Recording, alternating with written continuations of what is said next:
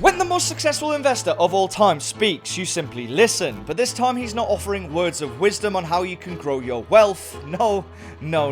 This time the Oracle of Omaha is saying that we are all going to starve. He's predicting that the world is heading into a massive food shortage. And looking at the data, who can blame him? Warren Buffett recently caused a massive hoo-ha or even an outright panic after proclaiming that you will soon run out of things to eat in your fridge. His rationale was mainly focused around the Western world's governmental plans to step up biofuel developments out of things like grain and wheat, which might sound like an overreaction. Let's get more green fuel and people are going to starve. But to quote Uncle Warren directly, I think the policy of turning American corn into motor oil was one of the dumbest ideas in terms of the future of the world I had ever seen. Now, one of the reasons we all love Warren Buffett is the fact that he's a grandpa-like figure, sat happily in the corner giggling like a child while he sips onto a Coca-Cola. So he must genuinely have a hell of a lot of concern to say these very stern and harsh words. It's a massive break of character saying this is the dumbest idea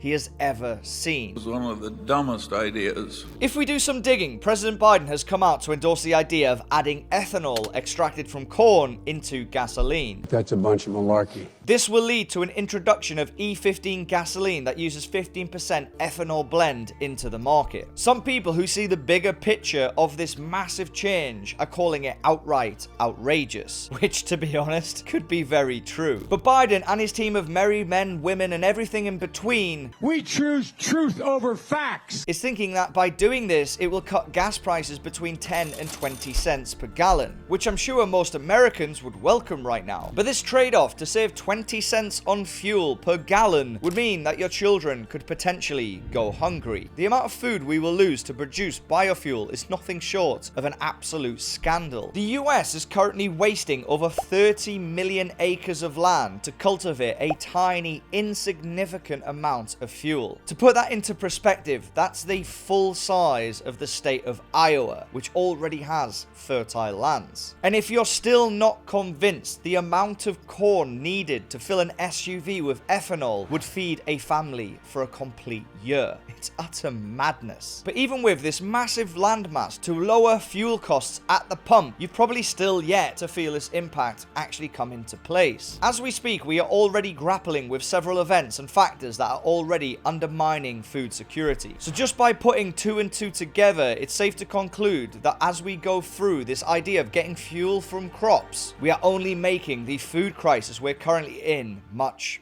worse. Let's go shock them all. First, the obvious one. Let's factor in the Russia-Ukraine war. It's currently estimated that over 5 million people, as far as Africa to the Middle East, are now facing complete starvation, all because of the war currently ongoing between Russia and Ukraine. This estimation of 5 million is expected to increase as the war continues and intensifies. Russia and Ukraine are agricultural powerhouses, known to provide enough food for their own citizens, other European countries, and even the rest of the world. You might have heard the term the breadbasket of Europe when speaking about Ukraine, and it literally was that. But these two nations at war with each other is having a massive toll on the world economy in terms of food. On one hand, you've got Ukraine, which is a major export of wheat and other items such as sunflower oil. Then on the other hand, you've got Russia, which is also a key producer of wheat and many other chemicals used in fertilizer. In fact, 36 major economies in the world import more than half of their total wheat from these regions alone. The breadbasket of Europe, Ukraine, is among the world's top 3 exporters of grain. But as of recording of this video, the conflict in the country has forced Ukraine to stop and completely change the frequency of its grain exports, and who knows what the future holds. And just so you see the absolute gravity and problem of things occurring over in Ukraine, even humanitarian organizations have been forced to cut down their rations in embattled countries like the Yemen due to the disruptions caused by the war in Ukraine. As for Russia, the sanctions that have been imposed by the US and Europe mean countries are now not buying grain from Russia itself. This has led to a massive food shortage worldwide, and the world is in serious trouble, especially East African countries who are on the brink of an outright famine as we speak, thanks to a massive severe drought. But it's not just Africa facing the brunt bearing of the Russian invasion of Ukraine. Ukraine. The US is also grappling with a severe drought. This drought in the western region of the US is expected to continue and to still feel the effects as far as 2030. And all of these things combined has helped contribute to the rise in food costs and outright shortage, which by now I'm sure everybody's seen as you go to the till and pay your food bill. I'm not paying for